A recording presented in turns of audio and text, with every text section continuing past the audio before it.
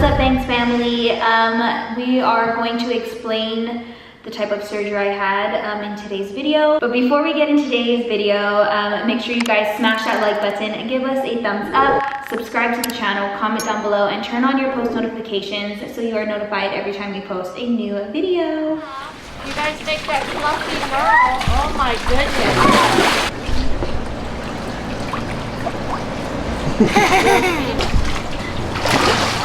Ayla, when you grow up, you are gonna swim in the ocean with mermaids. Wait, before there's any swimming in the ocean with mermaids, let's thank today's sponsor, Honest.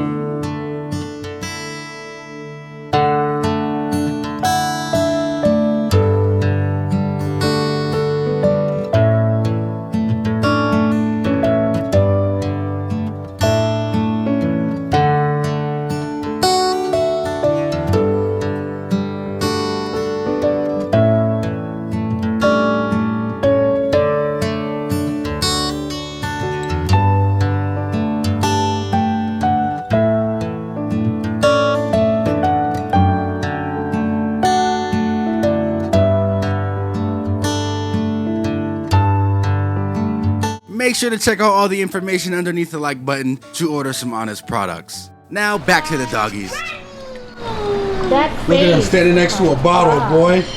Look how tiny that boy is. He's so handsome. Hey.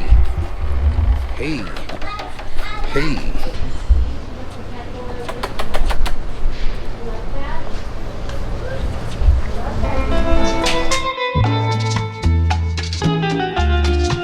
We finally started demo day at the new house, so they had to rip up the baseboards.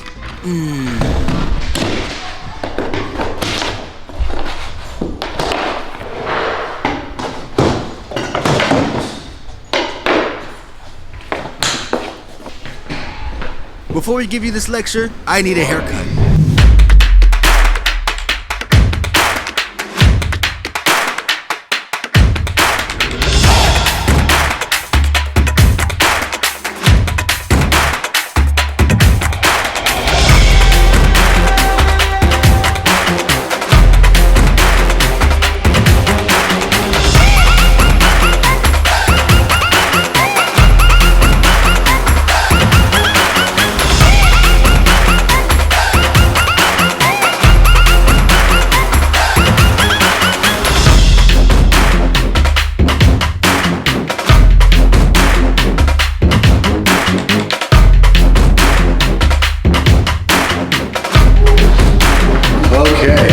What's up, you guys? We got a lot going on. Mom is over there resting. Mackie had the surgery. We need to sit down and talk to you guys about everything going on. She has a lot going.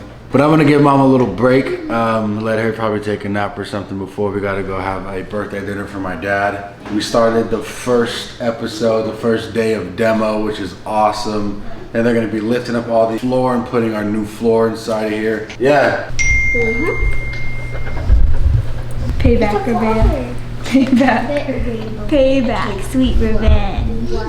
Sweet revenge. Yeah, sweet revenge. Watch.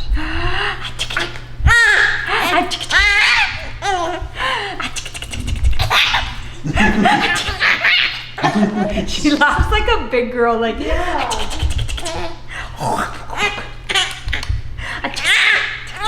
Okay, she's getting irritated. Okay. Now let's begin.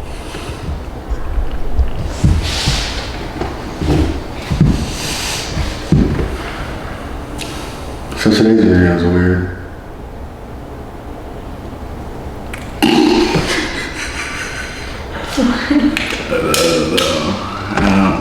So I don't know, how do you want to take this one?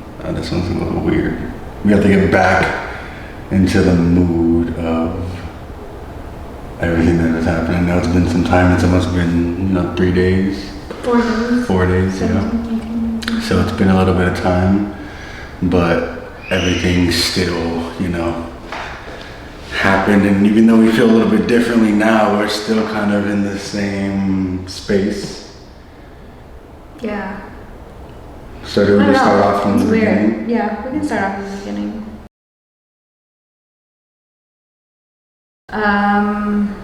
What is it? So I had surgery on the 17th of this month, but a few days prior I was having really bad like abdominal pain, but the first day I noticed it, it kind of like came and went. So I just thought it was like bad gas, just like constipation or nothing serious. So we kind of just put it on the back burner. And then later on that evening, we had dinner at Ronnie's dad's house. And then the pain started coming back. So I definitely again thought it was some kind of like gas thing, maybe like an irritated bowel or something, I don't know. So we went home later on that night and I went away and I went to bed perfectly fine. And then around 4:30 in the morning, I woke up in like excruciating pain. I couldn't walk, I could barely talk. Ronnie had to carry me into the bathtub and I was like, you know, let me take a warm bath. And it didn't, it kind of amplified my pain. So I got out of the bath. And I got dressed and Ronnie was like, do you want to take some medicine or something? And I was like, I don't know what to take because I don't know what this is. Like I was just in a lot of pain. Like I was crying. That's how much pain I was in. And I have a high pain tolerance. So for me to be crying over something that's hurting me, I knew something was wrong. So I told Ronnie, I said, like, something's not right. Yeah. I was like, something is very wrong. And he was like what? For about 48 hours, for like 2 days, Maggie's not feeling good. Now she's not feeling good. I'm asking her, what do you want to do? What's wrong? And she's just saying she just felt cramps and she thought it was gas to her knowledge. So to my knowledge, I'm thinking it's gas too. That went on for about 2 whole days. And I told her, I was like, well, we need to either do something or you know, just ride it out. Maybe it's just one of those things you just don't feel good.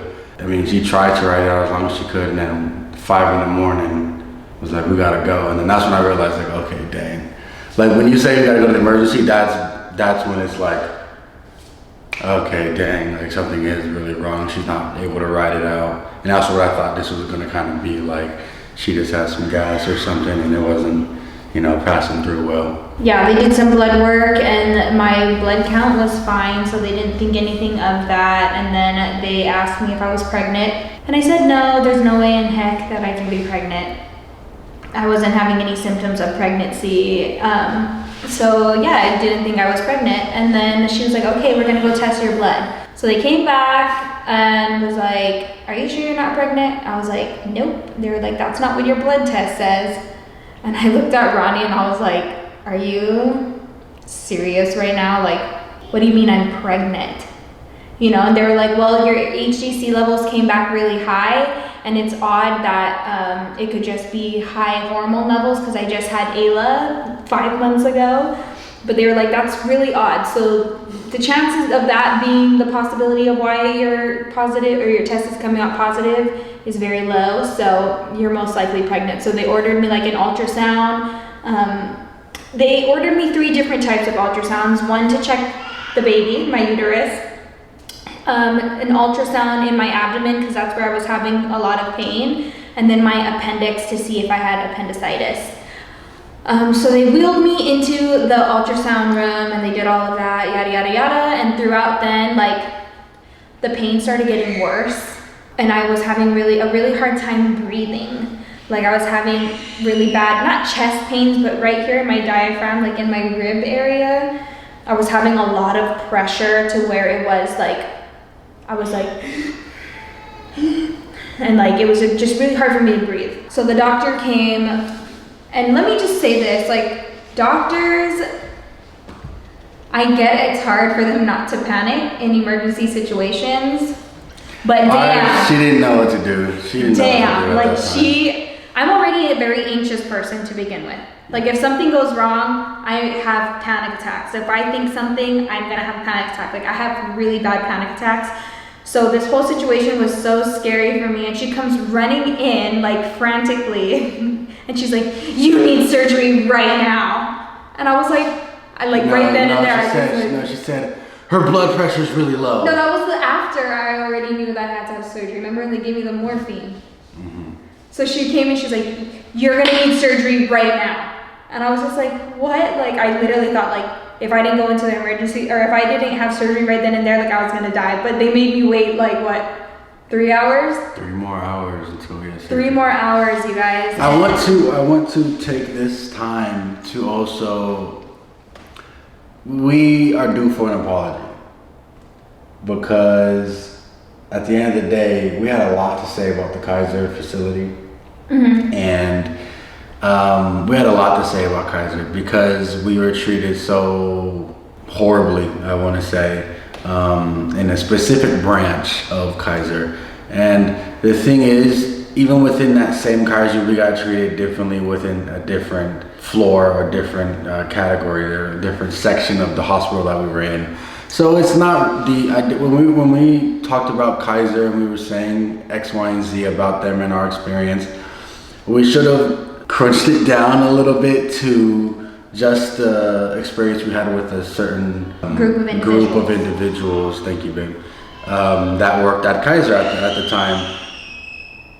Ayla's in the back screaming right now. She would meet me. We owe an apology because Kaiser saved Maggie's life not once but twice now, and it sucks that we just had a horrible couple of visits with numerous people, so it made us believe that the whole branch was just terrible.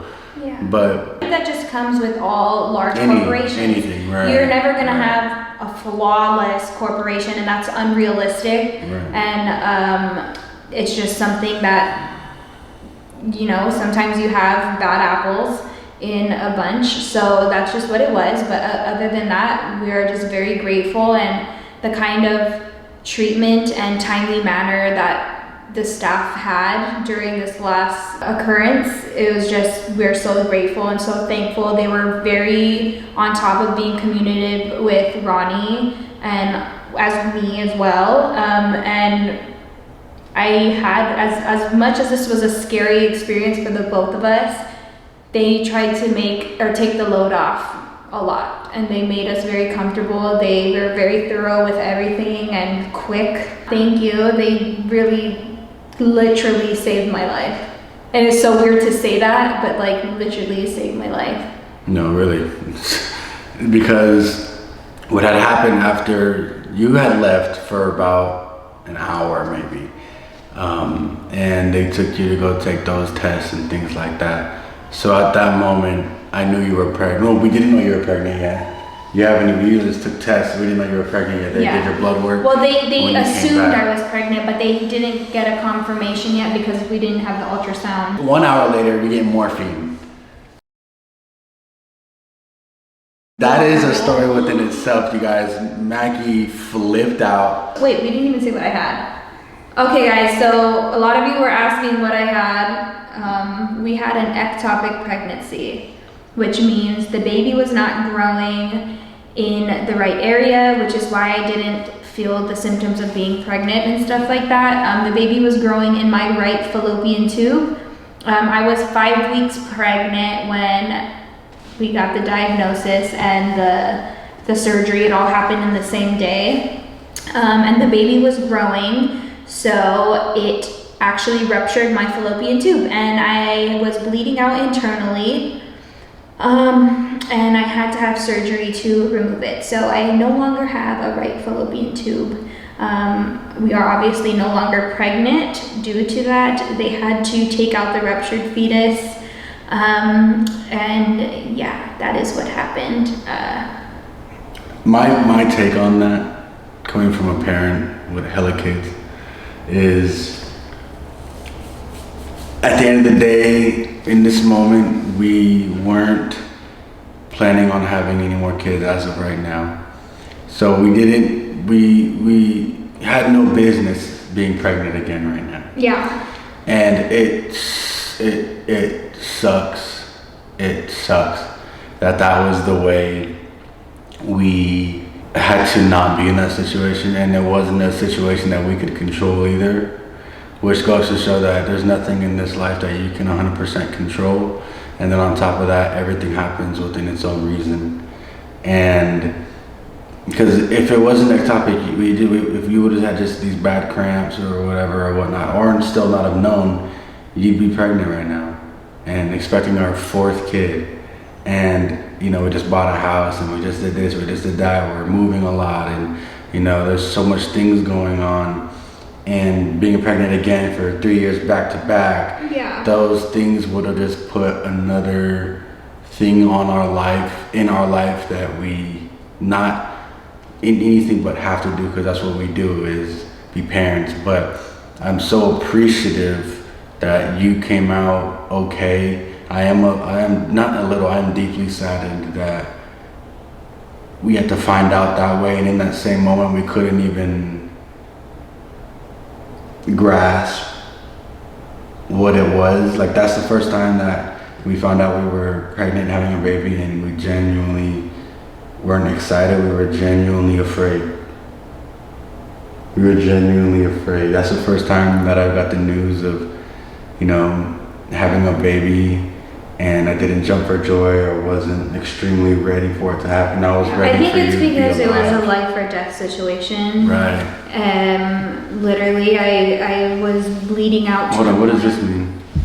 So we're gonna have to finish the rest of today's video on the Canon because the battery died, because I was filming a lot of B-roll playing around with the new camera. So we're gonna have to finish it on here, sorry. But yeah, so we're at the point where it's an ectopic pregnancy. Yeah, right. So the surgeon comes in and explains to us what happened, or what's going to happen. Basically telling us, like, you have to have surgery. Like, there's 2 options. You can take a medicine, but it may not work, and you're still gonna need the surgery, or you can get the surgery because you're bleeding out. Right now. And like, as we speak. If you didn't take the surgery, you would, yeah. Yeah, so they were like, okay, so we're gonna have our on-call doctor come in, blah, blah, blah, so we might have to wait a few hours, but your vitals are stable right now. It's emergent, but it's not to the point where you need to do it this exact second. Like, we have some time. And they were like, do you want anything for the pain? They were like, because they tried to give me Tylenol because the pain was already so bad, it did not help at all. So she was like, I can give you some morphine. And I was like, okay. Yeah, I've never had morphine before. So I was like, okay, yeah, well, I guess I'll take morphine because I was in so much pain. As soon as she literally gave me like this much into my IV, as soon as she injected it into my IV line, I was like, I feel weird, I feel weird, I feel weird. And Ronnie was like, Makeala, relax. Like, you're just feeling a little high, like you're good. And I was like, no, I was like, I don't feel good, I don't feel good. So she put like an oxygen mask on me, and she was like, Makeala, you need to relax, honey, like breathe in, take deep breaths for me. And I was taking deep breaths, and I was just like, I was like freaking out, literally freaking out. And then finally she got me calmed down, and I was like, okay, like, I'm good. Like, I'm okay. Like, and Ronnie was like, you're just freaking out a little bit because you're very high right now, you know? But to me, I was like, no, something's not right. So then she goes, okay, well, I'm gonna leave for a little bit, like, ring the buzzer if you need me. And I was like, okay, whatever. So me and Ronnie are just having a conversation. Like, we're really just talking. And all of a sudden I was like, Ronnie, I was like, I think I'm gonna pass out. You need to press that button. And he was like, where's the button? I was like, just right there, press the button. I think I'm gonna pass out. So he pressed the button, and my nurse comes running in, and she's like, Makeala, like, are you okay? I was like, I'm gonna pass out. I think I'm gonna pass out. Like, my freaking hearing went muffled. Like, Ronnie was talking, and it sounded like, and then my eyesight went gray. Like, everything looked pale and gray, and like the whole room started like spinning and shaking, and I was blinking, and I could see like stars. Loaded. Like, and then the doctor comes running in, and she was like, what did she say? She's like, her blood pressure is so low. She's tack. She's going tack or something like that. Like, she said some kind of fancy word. Basically, I just did a horrible job explaining what was going on. Yeah, so she like, and my doctor was very panicky. Like, everything she had to deliver to us, she did it in a very panicked manner, and which made me even freak out more. Her blood pressure is way too low. She's going tacky or techie or tracky, or she said something like that. And then the nurse was like, okay, Makeala, like, you need to stay with me. So she like tilted me all the way back, and like they injected something else into me to kind of like fluids. Yeah, they like extra pumped fluids in me. I had 2 IVs going, guys. A normal person's blood pressure is 120/80. My blood pressure at that very moment dropped all the way down to 60/34. So basically my heart almost stopped pumping, and I almost lost all the oxygen to my brain until they reversed it.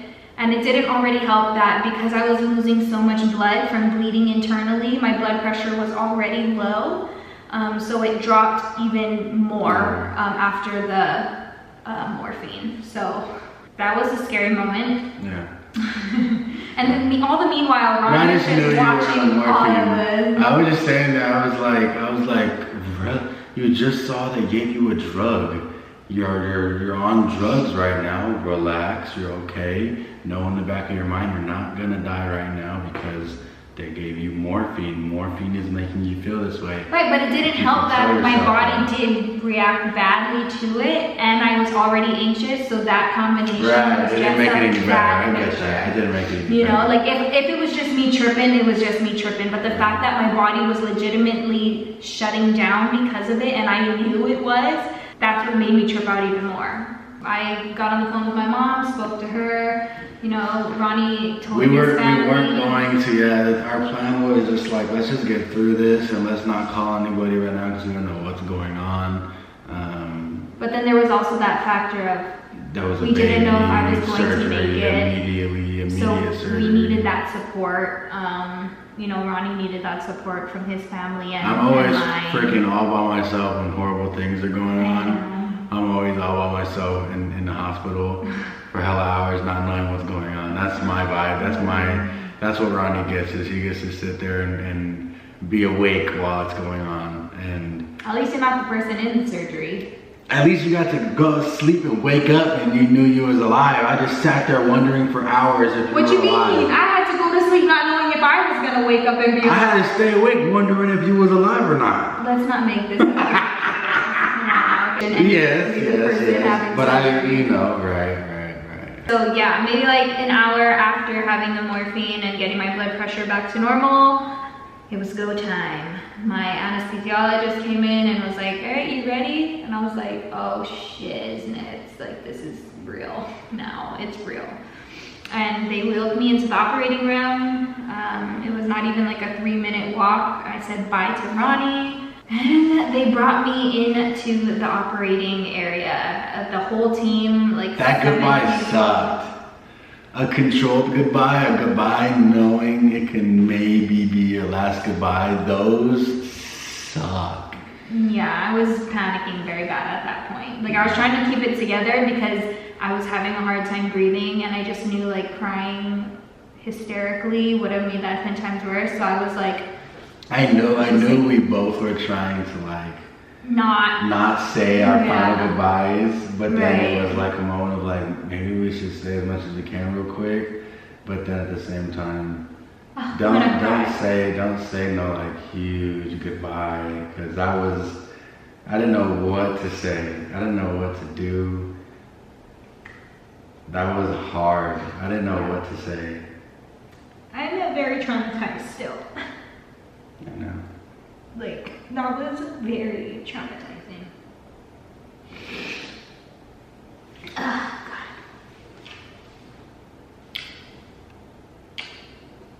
I was very scared.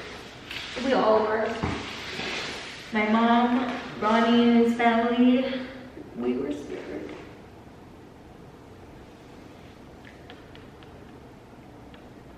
It's weird now because it's been a couple of days and like we've been chilling, but oh man, that was still so recent.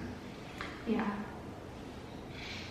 So yeah, they brought me into the room, and then I guess I had so much blood in my abdomen that I practically stopped breathing. Like when they were trying to transfer me, I know. You went to sleep though. they like tried to transfer me onto the operating bed, and doing so, all that pressure fell onto my lungs and I stopped breathing. Like I couldn't breathe. And all I remember was like gasping for air and trying to tell them like, I can't breathe. Like I was literally like, I can't breathe. Like, cause I literally could not breathe. My airways were like shut. And then I just remember putting that mask over me, and they were like, try your best to breathe, Makeala. Like inhale this, like breathe, Makeala, breathe. And then that was it. Like I was out. And then literally it didn't even feel like 2 seconds later. Right. They were like, wake up, Makeala, wake up. And I just remember like, it was like in those movies, like, you know when you can see your eyelids opening and closing? Those TikToks. Yeah, basically. So I just remember my eyes like slowly opening, and they were like, you did great, honey, like good job, like we're bringing you into recovery. That's all I could remember. I was thinking like, oh my God, I made it. Like, oh my God, I'm alive, I'm alive, I'm alive, I'm alive. And then they just, I remember asking like, where's Ronnie? You know, and they were like, oh, we're gonna give him a phone call right now, let him know that you're awake. And I guess that's what they did. But during the surgery, like that's not where it ends, you guys. Like during the surgery, I lost a lot of blood. I lost 2 liters of blood. So I was very, very out of it. 1, because of the anesthesia, and 2, I had major blood loss. Like the procedure itself, when I spoke to my surgeon, she said it was a 30-minute procedure, but it took 45 minutes to drain all the blood out of my abdomen. That's how much, freaking out, because they that's said how much blood I had. When we said goodbye, I went to and it was worse though, because it was like a long hallway, and it was like a long, so where the surgery room was, the waiting room is all the way at the other side, down a straight hall in the hospital. So it was like, if the doctor were to walk out, they'd have to walk all the way down the hall, and you just walk, you guys look at each other like, you know, that's how the anesthesiologist came out. He like walked halfway before he even said a word to me. I kind of was just staring at him like this, and I was like natural instinct, we put our hand right here, because when we can't, like, to control your heart or something, I don't know what it is, but I was like, why are you walking without saying shit to me, blood? Like, and then he was like, she's doing well, she's doing all right. And I was like, thank you. Like that, but I was like, thank you.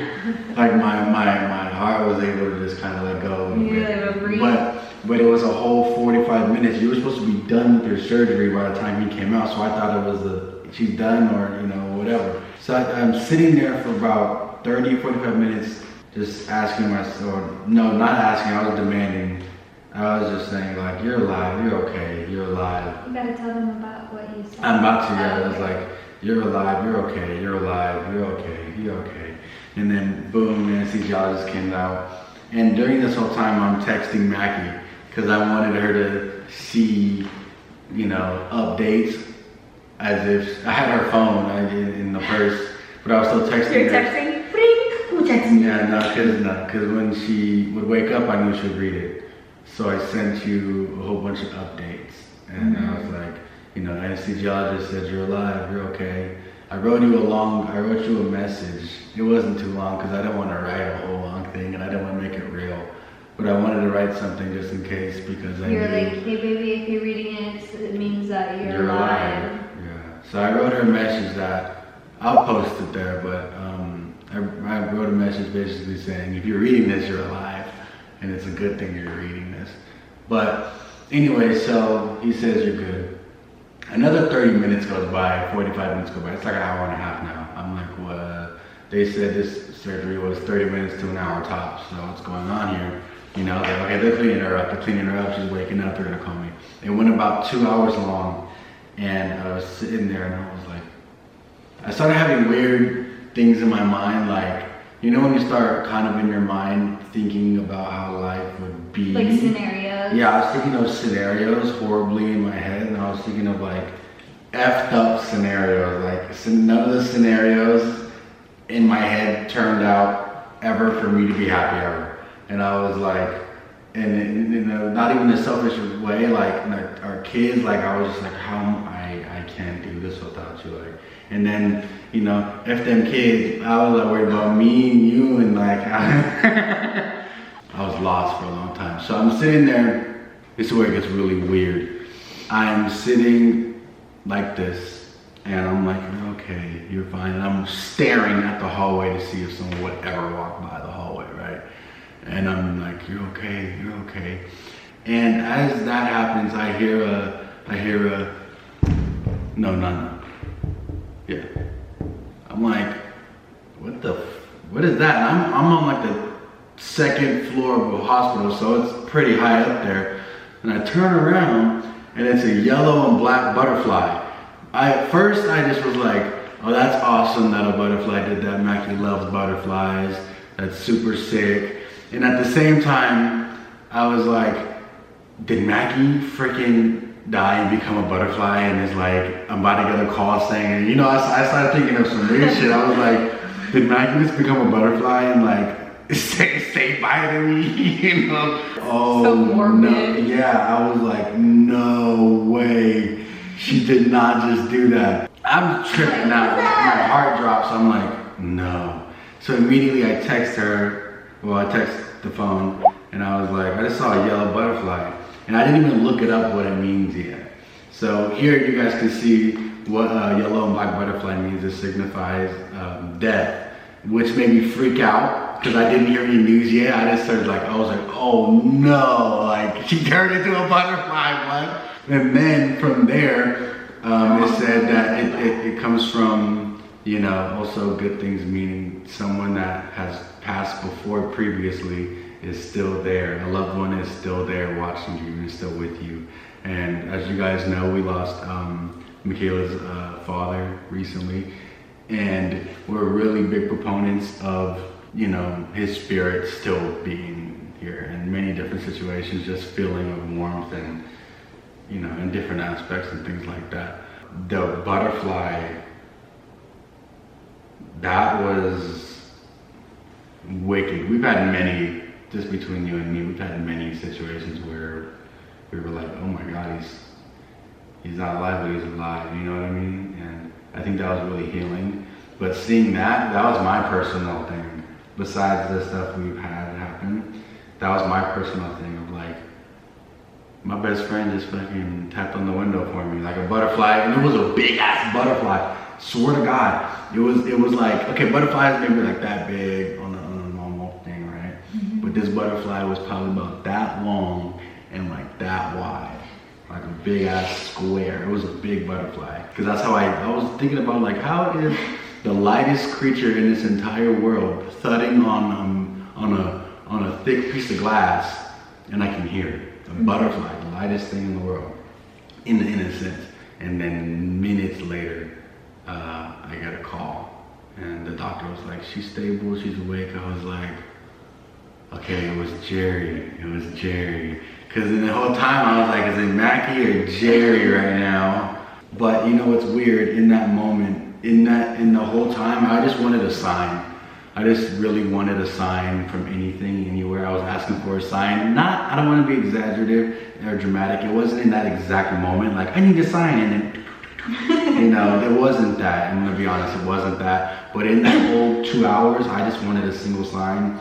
I got one from the anesthesiologist, and then time kept going, and I stressed out more, and then, boom, a butterfly is slapping the crap out of some glass, getting my attention. That was wild. Yeah, that was. And then they told me how much blood they drained from you. Yeah, that part is freaky to think about. Like, that's why I had trouble breathing, is because I had so much blood in my abdomen that it was pressing on my diaphragm, and I could not expand my lungs. So when I was in recovery, they explained to me like, you need to just take it easy because you just lost a lot of blood. And I started going, I forget, there's this, I don't know all these medical terms, but I should because I watched so much Grey's Anatomy. Yeah, when I woke up, they were like, honey, you're gonna need a blood transfusion and iron because your blood pressure, or your blood count, your hemoglobin is very low. So an average person's hemoglobin is 13. I was at a 6.1, so less than half. I had red blood cells, and my red blood cells were less than half. So I needed a blood transfusion immediately. because I was feeling very loopy. Like I wanted to go back to sleep because I was still heavily like under the anesthesia effect. Like I felt very groggy still, so I wanted to go back to sleep, but every time I closed my eyes, I felt like I wasn't gonna open them again. So I fought and I stayed up, and Ronnie came walking in and he was like, baby, like you look tired. She looked like a yellow Michael Jackson. He was like, you look like you took 8 naps today. Like, yeah, and need to take another one. You know, I was very swollen, one from the fluids and just being under so much stress. Like I just looked wrecked. Like, and it was bad though because I didn't want to say anything, but before she went up to the surgery, I told her obviously after, but before the surgery, she's like, my feet are cold. And you pulled the blanket. And I touched your feet and I was like, oh my God, this is like what they say in the movies when it's like, I'm cold. And I was like, in my head, I was like, this cannot be. My feet were white. Like I look a little. Her body was, she's gaining some color I'm now. finally gaining color because I am getting a little It's been better. only 4 days, but still getting there. I Like, was as the color as his shirt with a little tint of yellow. That was my skin color for the past few days. Like my hands were white and yellow, like literally. This part in the nail where it's red, you can see some blood, you know, mine were literally blue. And so yeah, they brought me up to my room where I got admitted.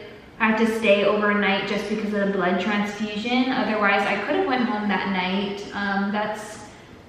And I couldn't be there, the kids couldn't be there, Yeah, so I know. we had I to was all go stay alone. at my dad's house, which was I fine. hate the hospital. Honestly, the girls act so much more nice to me when Mackie is not around, I swear to God. You guys, we gotta film a video like that one day, like How they are with me and then how they are with you. Do like the same exact things. Yeah. And like go grocery shopping or something and do errands with the kids. Yeah. And But they is wild when I'm around. When mom's around, she's a crybaby. She wants to be all and Like very sassy. Yeah, when she's with me, like I don't get a single whine unless it's like She's hurt or something. yeah, and it's not very frequently that she feels pain, so she's more so just like, you know, maybe whining for like the bottle on the counter and can't reach it. But here we go, you guys. That is the summary of what happened. I think I didn't want to say where. I don't want to put myself in this predicament because I didn't go through anything besides a little bit of traumatic stuff in my mind, mentally. Alright guys, we need to wrap this up. We keep killing that. But I think the main reason we were not going to share this, we were going to keep this personal, just because one, it was a very traumatizing experience, but we felt the need to share, to try and spread a message. One, to just always trust your body. Yeah. If you think something's wrong, just go check it out because it's life or death. And that's taught us a huge lesson. One of the big things I took from it is that at the end of it, the surgeon told me, you should be very happy that you brought your wife in because if you guys waited another day or two, she would have bled out and she would have died and you wouldn't have known what happened. I would have went septic, which is technically like bleeding out, and everything, my blood pressure, my heartbeat, my oxygen level, everything would have just been done. I would have literally just died at home or trying to take From a stomach cramp, we would have thought. Some kind of medication, and obviously like temporarily putting a band-aid over a giant leak, and then I would have died. So we've been told the entire time we were at the hospital, it's like, you guys are at the right place at the right time, and thank God you guys came in. Again, just trust your body. If you don't feel like something's right, just go check it out. Don't just be like, I'm okay, just brush it off. Like, and we don't want to say that to like freak you out. Like if you have an arm pain, something's like wrong, you're gonna die. No, but if it's bothering you to the point, she knew like, she had to go to the hospital. Right, like just do it. Like do it. It's not worth your dying. life. It's not worth your life. And another thing is, if you are able to donate blood, go ahead and donate blood, because there's people, for example, me, that needed that blood. I needed it. I needed a blood transfusion. I was saying, hey, cut me out. But they were like, your blood's too rare. Your blood is so strong that if you give her your blood, she may not be able to take the strength in your blood. Oh, so they were like, it's fine. Now, I used to donate blood in high school. I never did. I probably should. And I was just... I had good blood. Mommy, be quiet. I used to donate blood in high school, not knowing, like, I knew the purpose of it was, yeah, I probably could save someone's life one day. Right. But not thinking, like, I could save someone's life one day. And now that it's happened to me and I needed a blood transfusion, wow. How many lives you saved, babe? I donated blood 4 times. You saved 4 lives, babe. Well, they take a pound of blood each time you donate So you blood. saved... So when I needed a blood transfusion, I needed a pint of blood. Yeah. Yeah, and just don't take life for granted, you guys, because anything can happen at any given time of the day. Like, this is the most random and craziest thing, like as if we haven't had enough on our plate. Right. To top it all off, I had a life-threatening surgery or life-threatening issue and a surgery that had to be done, and it's just like... This is definitely one of the hardest years of our lives. It's not even like, we just got to half a year, or a little over half a year, and like the amount of things we've been through. There's too much going on right now. On camera and off camera is just like, holy crap. But our God is so good, and we are just, you know, we're so grateful and we're so blessed. How we don't do this? Yeah, we're so grateful, we are so blessed, and no matter what life throws at us, we still are able to wear smiles on our faces. But yes, we love you guys so much, and thank you for everyone for sending your love and prayers our way. I know a lot of you are worried or were worried and had a lot of questions about what happened. So we are very grateful that we get to share like this. And I hope we answered all of your guys' questions. And don't worry, you guys, I'm okay. We are okay. I'm just a little traumatized still. Like, I have like PTSD, like really bad panic attacks. Yeah, because yesterday she was bleeding a little bit and which is normal. Freaked out. And I can't do anything but let you freak out, because at the end of the day, if I'm freaking out genuinely too, I can't sit there and tell you not to. So I have to let you freak out and figure it out. You're a good thing your surgeon called in that moment. It was crazy. It's such a coincidence. Ronnie was, I was like, babe, take me to the emergency room. Like, now I'm bleeding, you know, which is normal, like I said, but in my, like, trying to be a Google doctor and calling people, like nurses who don't really know about my case or about the type of surgery I had, their concerns freaked me out even more. So I literally thought, like, oh my God, round 2, like I'm dying again. And it was just bad. But again, we're good, we're okay. We are going to continue to live life to the fullest and just be grateful and appreciative for everything that we have, everything that we are. And yeah, we love you guys so much. We are gonna run this battery down to the ground. Let's get out of here, you guys. I didn't want to do it high. Okay, Yeah. we need you guys to help us a lot. Say it with us. Say it with us. Let's get And out of here. comment down, yeah, if you did it. Yeah, comment down, yeah, 3 times if you guys did the outro with us this time. 1, 2, 3, coming in, yeah, flex, I just wanna win, yeah, LABB who we running with, yeah, 2, 2, 3, 3, I'm on 10 again, yeah, state your name, big been dope on flame, I just switched the lanes, damn he did it again, I just flipped the pain, stripping it